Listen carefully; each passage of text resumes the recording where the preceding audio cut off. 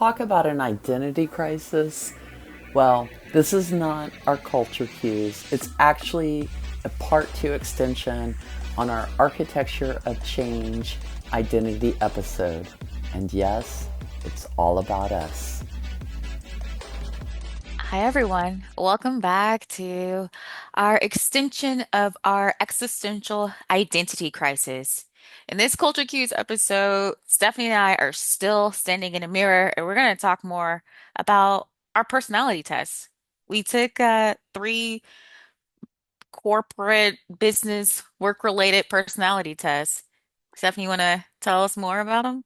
Absolutely. And let's be real, like probably to our audience, we've all probably taken about 100 of these tests. We talked a little bit about them in our episode, but Shaniqua and I wanted to go a little deeper and look at three tests that we've both taken and, share and maybe do a little compare of the results both to each other and even to some of the tests themselves in a little Yeah, bit.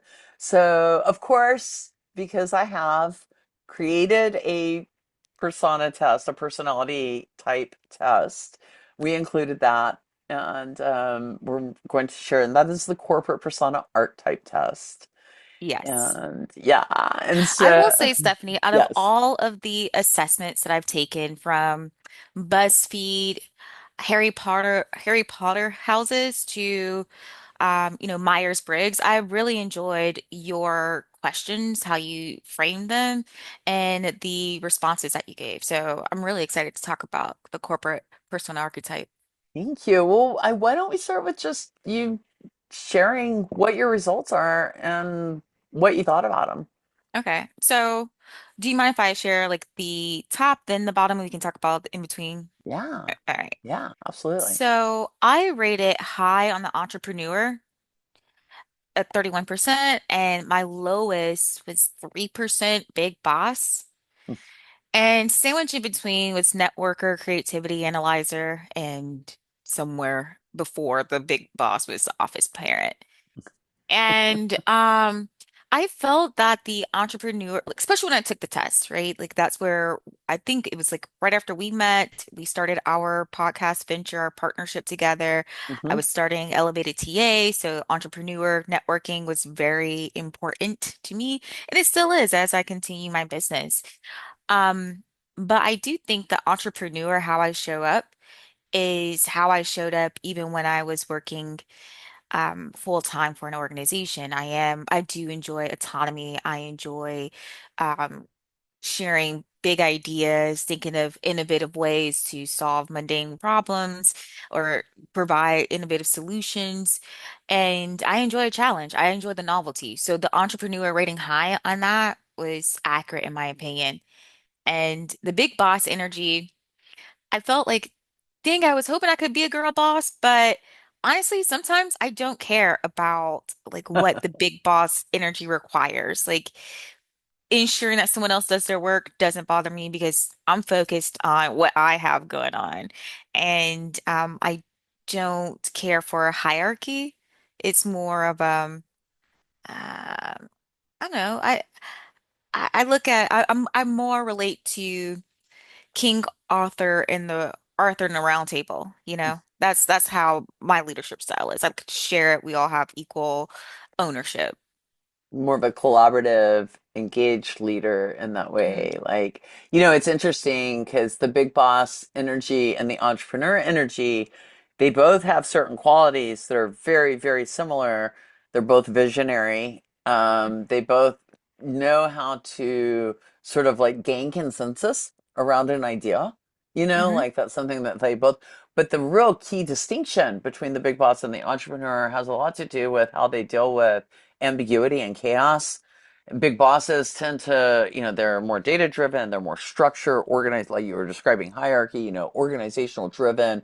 And the entrepreneur is going to be, it's more like, they have to pivot more because, Hmm. in the entrepreneur, anything can come up. You've got, three clients one day and the next day you don't know where your next check's coming from. It's like these things are happening. You have resources that, shift all the time. And it's just more of stepping into a chaos space. Hmm. And one of the reasons that I put it in the test, specifically the entrepreneur, is because I really believe that there are a lot of actual like entrepreneur spirits that sort of get caught up and trapped into the corporate world, because that's the path. That's the You know, sort of I feel like they call them in corporate like it, entrepreneurs.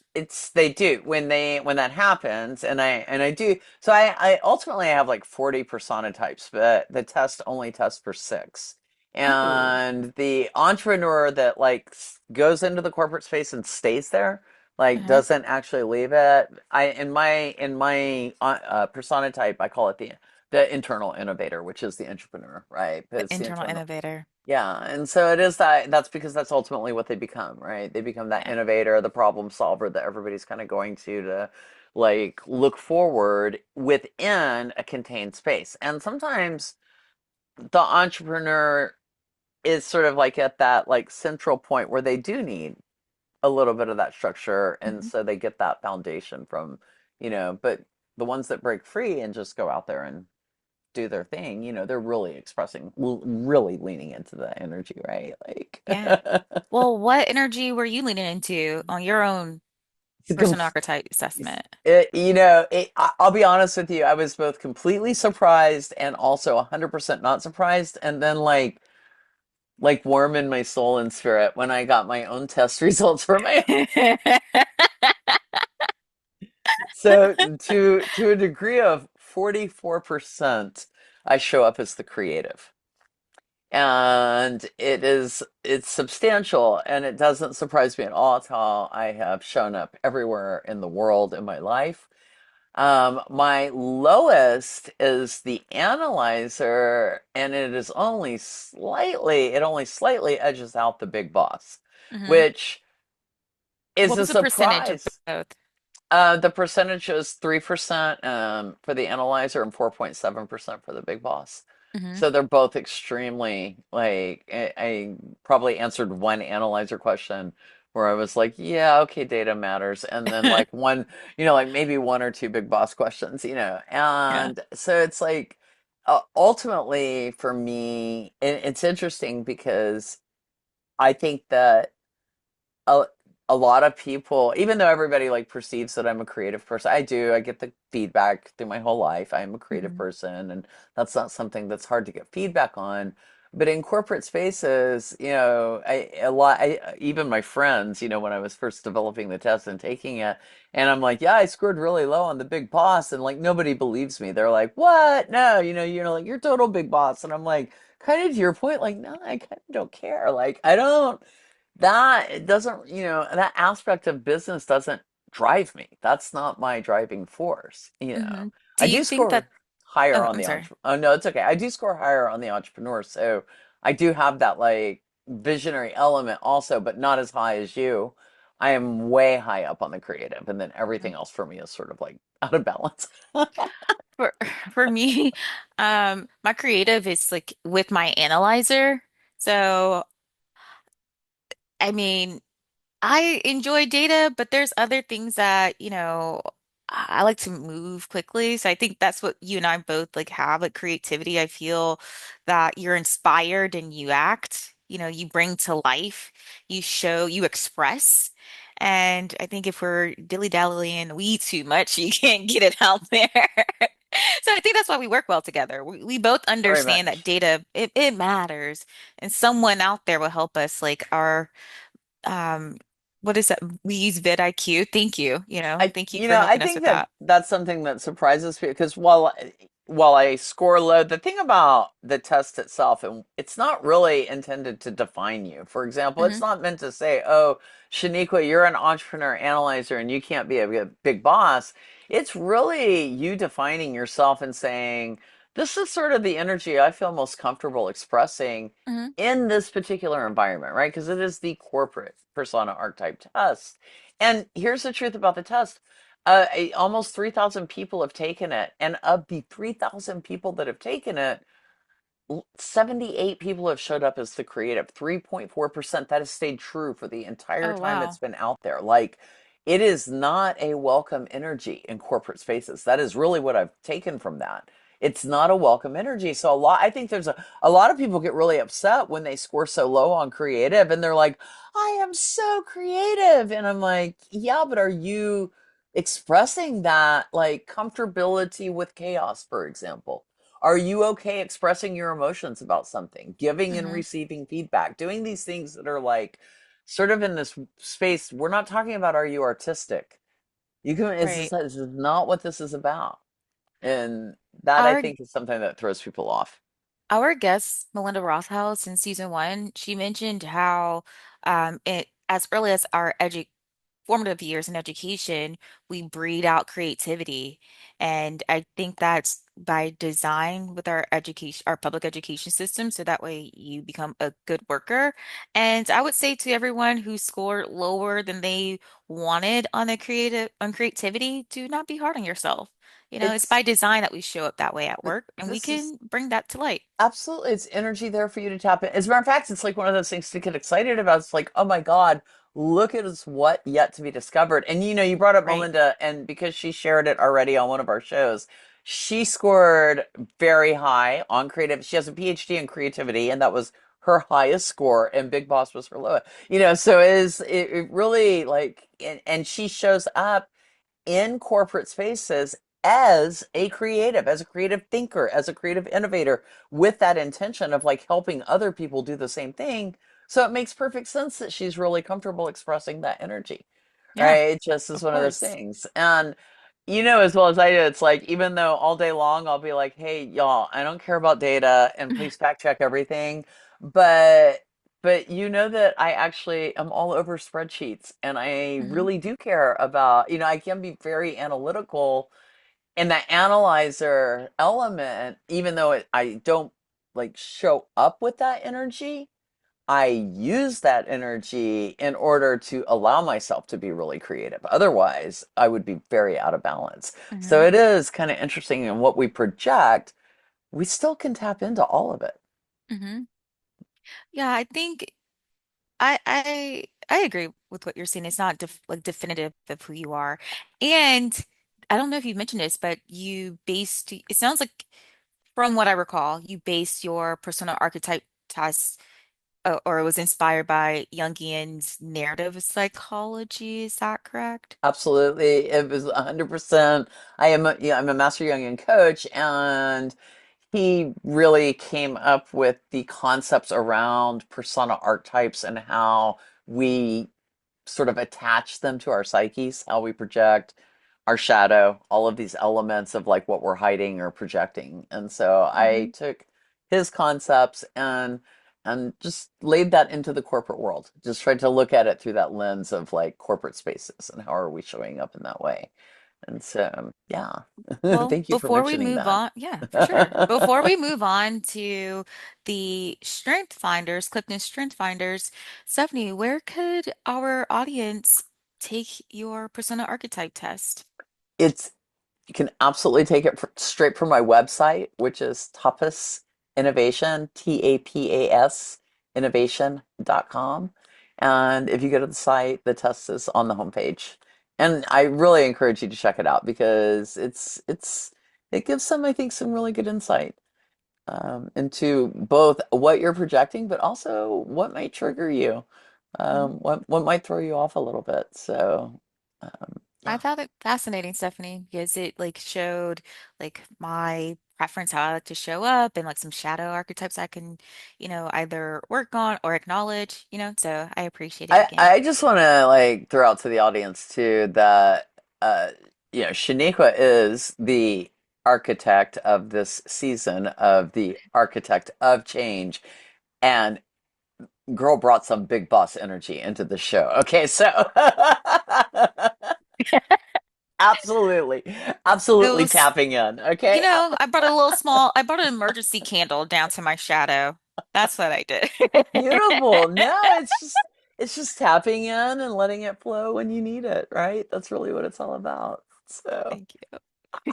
So, oh my God, we're going to talk about You have to go strength first with the finder. Clifton Strength Finders. Now, what are your top five? Okay, but before I even go first with it, what I'd like to do is share with the audience because this is and I've got the cover off. Like, here's the actual cover of the book, but I just want our audience to know this is the first printing of this book. Okay, like I bought this book from the store in 2007, first printing. It says Whoa. 2007 right here. It came with like this special like code that you had to like pull out and like fill in, and so and it came with a whole set of stickers, and I peeled my stickers off. So I've had this for almost 20 years, right? My strength finder. Oh And my God. I like I just had a moment, a personal moment, but go ahead. so it's really personal to me. I feel like I was so excited to get to bring this out and revisit it again. And so my top strength is strategic, which is interesting if we're thinking that, I'm big boss analyzers like really low on my persona type, but I am very strategically minded. Hmm. I am an arranger, and that really shows up in the way I see patterns. Like I can like, arrange and organize and connect energies, resources, patterns, Hmm. ideas, ideation. God, please, like sometimes like make it stop, like ideation. Input, I really am observing and receiving a lot. Like, input is important to me. I am taking a lot in and assimilating it and integrating it. And then futuristic, it comes out in so many ways. Please let me act on and invest in my futuristic visions that all always end up coming true by somebody else because I don't do it. Okay. So What immediately came to mind were your fashion mask before I pre-pandemic It pre 2018, y'all. Fashion face. It was a full blown idea. fashion face. It There was we a go. full I blown knew it's idea. an I was alliteration. already designing them. They were like super cute. Okay, like, and then yeah, no, pandemic. No fashion face. What about you? What are your strengths? And what's your So relation? Did you just take Strength Finder, or have you taken it? Like, when did you take it? I took it like last week before I went on vacation. So I took it before vacation. Um, and I will say I find that this test is more about like positive psychology instead of focusing on areas to improve or um, weaknesses or challenges. It just identifies and ranks your top talents and it goes from there. So my top five begins with learner, self-assurance, connectedness, developer, and positivity. And what I found to be interesting for me out of my top five, none of which are execution, which I I kind of like I guess struggle with. I'm like, dang it, is the entrepreneurial wheels just going in a circle and nothing's really coming of it? Am I just, oh, vision, I'm sharing my vision and just hoping someone picks it up and runs along with it. But for me, I do enjoy learning for the sake of learning. The outcome doesn't matter to me. I love not knowing, so then I can learn. Yeah, The joy of, I find joy in the pursuit of knowledge. yeah. So I see without that having, in you, even when you engage with people and you're talking and asking questions and things, and like your engagement expresses that. So oh, yes, thank that's you. Yeah, I'm definitely someone who does not have a problem saying I don't know what that is. And there's been occasions where I've been met with like maybe more of a uh, I'm more of a negative response to it. But I mean, outside of that, it's fine. And what I didn't know, you can educate me. You have a superior seat, educate me, and it'll be fine. But I've I don't know. The last three are connectedness, developer, and positivity, and they're all relationship building, which I do find important to me. I'm a social being, and without relationships, life isn't worth living. yeah. I see all of those show up in you, like ease, like connectedness to me for you is see you always, again, when you meet people. I can be like, sometimes I can connect with people, or sometimes I can be like totally not paying attention and be like, but I notice that you will like hone in on something very specific or very personal and go deeper, like ask just a deeper question, or just, kind of like get clarity in a way that I think creates that connectedness. I think it's like Mhm. part of what you're doing in that moment is like, I see you and I want to know more. And then Mhm. that learner element is coming out as well. And so Right. it creates, and and because you are a joyful, positive light, it does. It creates like a real sense of trust, and like I see people respond to that. I think that's Mm. really cool. Oh. So I think those are Well, strengths for you. Like they really do show up that way. which one, like, do you feel like your strengths, your top five strengths, like, resonate with who you are? Do you think that it aligns with the corporate persona archetype assessment? I I I do actually feel like they definitely resonate with who I am, and I think that they very much align with the persona archetype, especially on the creative side, because when I look at like input, arranger, futuristic, ideation, these are just all, my brain is like constantly in this space of sort of like, what if, or what that, or like just imagination, and so yeah, there's an aspect of the way it outlines that for me that Hmm. fits with how I am creative.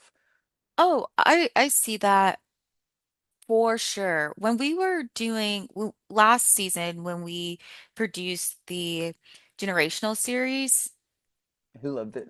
you were such an advocate, a catalyst for looking at the future. Like, stop holding on to the past, stop clinging to the past of what worked yesterday, what you thought was the best thing, and listen to the younger generations, see the future, like understand where they're coming from. So I do believe your strengths, your top five strengths does showcase like your creativity. Um, and I feel like the generational series, you were like tapping into like the big boss. Like, you were hierarchical in the sense of you were recognizing your place as like a Gen Xer, and you knew like how to communicate with the boomers and millennials and your fellow generation to get them to understand like the up and coming generation and have empathy and be optimistic and compassionate about the future. So I see that in you. I wonder if we could title, oh my gosh, which What? bleeds in to our next framework, Yes. the Tilt 365, because I almost spoiled it because it just clicked in my head. Do you know what I'm thinking about? I think, but you say. It's I'm thinking about your one of your sub personas in the Yeah. Tilt, Yeah. the Guardian The one. Guardian. Yeah. Uh-huh. Yeah. That's It's all coming to me. It's clicking in my, you should see the gears turning. I wish you could see it in my eyes possibly. But I'm like, oh they shucks. David last Greenline. last year we had David Greenspan and Justin Follin from Blue Case Strategy, and they use Tilt as a part of their consulting practice, and so it's something that they had written about. It was, referenced in their book, and before we had them on our show, we thought, well, we'll take the Tilt as well. So we both took it on March 1st, 2024. Same day. Same. And what we found fascinating, we're so much alike. I feel like the other assessments did not highlight what Tilt 365 did. We have basically the exact same results, I right? mean, it was almost, I had to go back and forth and look at it Identical. and be just like, I thought I printed mine twice. And it's 26 pages, which pissed me off. Okay. So I thought, and then I went back. And so we don't, we don't even diverge. Like our tilt stack, so tilt, it kind of breaks you up into these quadrants, and it has what's called a tilt stack, which is, I guess, sort of like how you approach things first on an energetic or whatever. And so the stack for Instinctual level. instinctual level, right? I guess, yeah. And the stack for us is exactly the same, which our first one is spirit. Okay, we're both like, all about that fire energy. Our second one is gut, right? We're like really in that resilient space. Our third is heart. And then, like, last but not least, you were using our head. Okay, but like, Hmm. we're all like gung ho, like spirit But and I'm gonna gut, say right? our higher selves and our gut is like Power. clearly we're tapped in to the That's consciousness. Okay. exactly correct.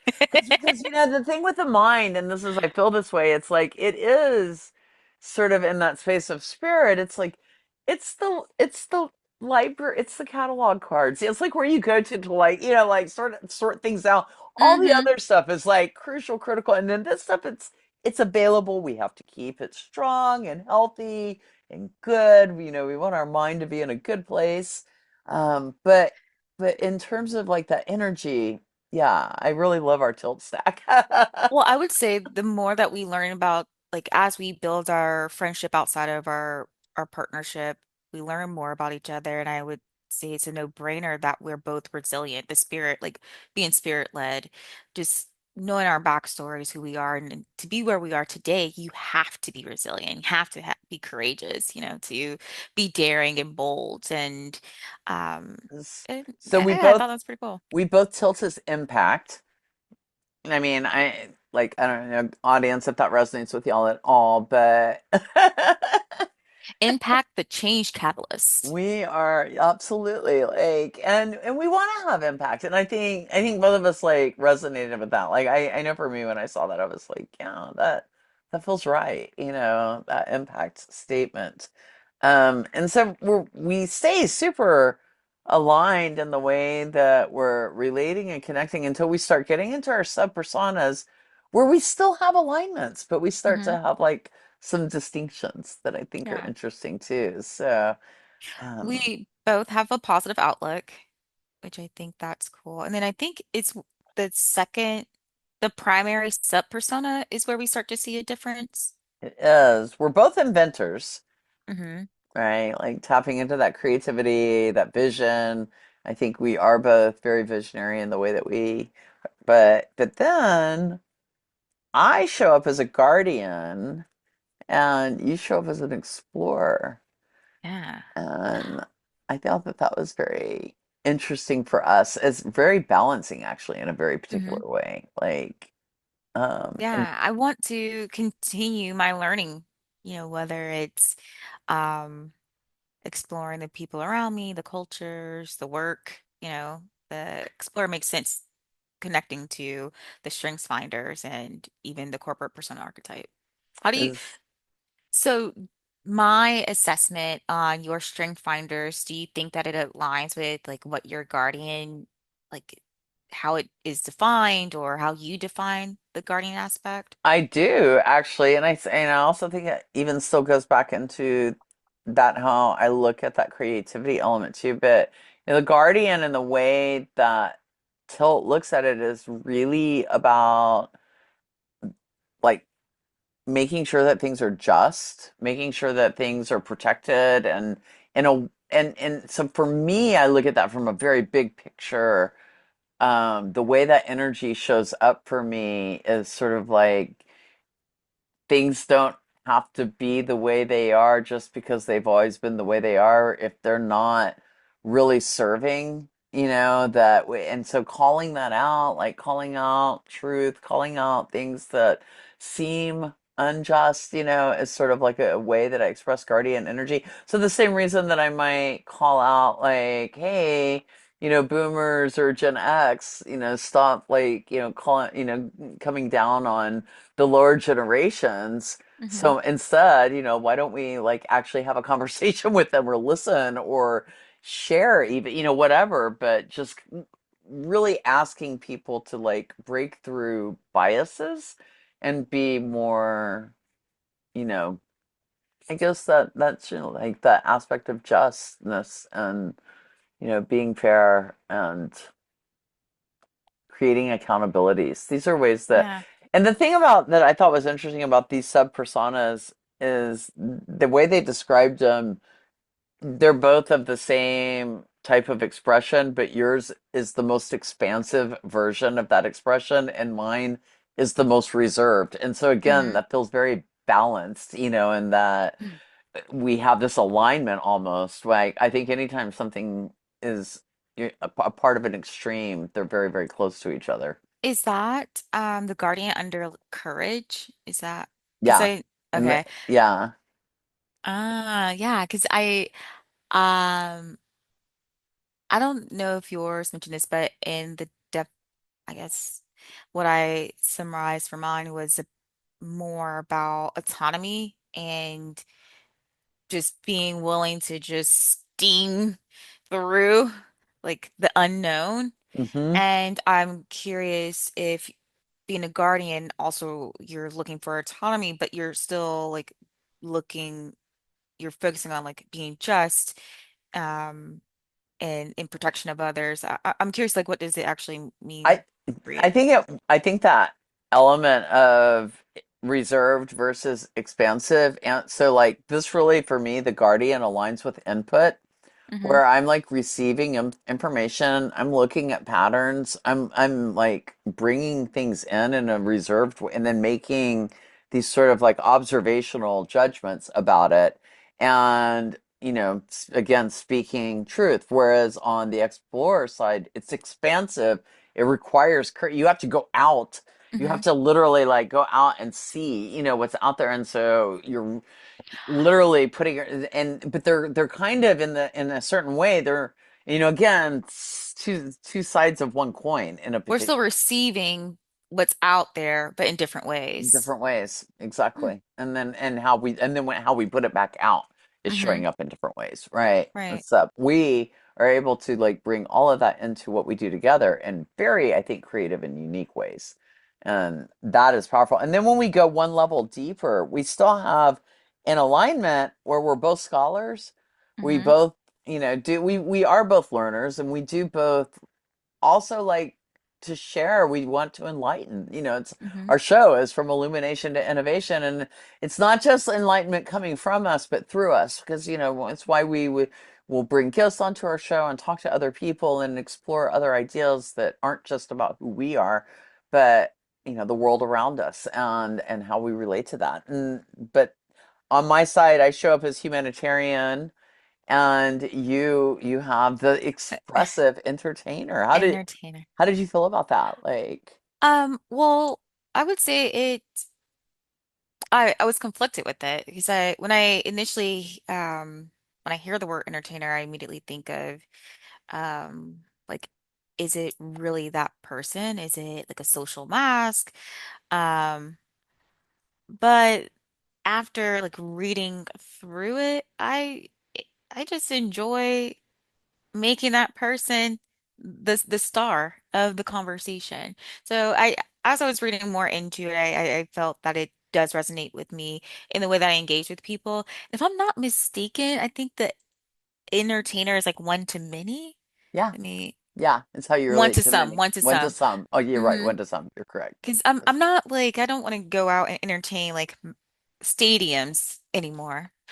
However, I do enjoy like entertaining in smaller gatherings, where I can Yeah. be more like myself, be in a more intimate setting. What do you think about yours? So it's interesting. I think I shared with you. I'm like, I feel like if I had taken this test when I was younger, I probably would have shit up entertainer as well. But I also had this like interesting thought again in the way that I align our things like humanitarian and entertainer. And I swear to God, I thought about like, back in the day, like pre kind of both of our times, like back in the Bob Hope SSO day, where entertainers would go out for humanitarian purposes, and it was like to like lift spirit and morale, and it was a combination of and then I started thinking about the humanitarian aspects of entertainment, like how many Hmm. times entertainers have really truly been that for people, for the world. Like we need that. We really do need Mhm. that in a particular and so there's, the difference of, what might be seen as like exploitative entertainment or, performative in the way of like Mhm. what you're describing, putting on masks. But there's this very soulful aspect of entertainment that I think is like important and is in its own way like quite humanitarian. Like Mm. we are so connected by it, like it made me think about like whenever like one of my favorite things is like when you see some situation where like a whole bunch of strangers are all of a sudden singing the same song together and it just sort of happens and that's happened to be like once Mhm. or twice like when I've been in a moment and it just happens and like we're all singing a song that we know and it's like oh my God, and it's like the connectedness feels Yeah. just overwhelming, right? Yeah. It's just this and that's like I think with when those moments happen without even trying. But yeah, so I think the humanitarian thing of putting yourself out there for people and wanting wanting people to, for me, like experience joy, like experience being a human, experience like all aspects of what it means to be human Mhm. in all the best ways, and yeah, maybe to be, I mean, life can be quite entertaining in and of itself. Huh. So I like that. I like tapping into all of that energy. That makes me happy.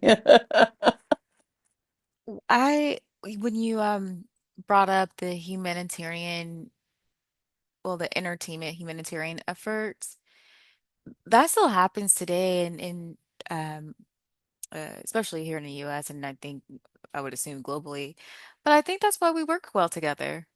We're built creating this we've built this platform to with humans in mind, with sharing knowledge, and it is technically under YouTube. It's categorized as entertainment. It's not educational, it is entertainment.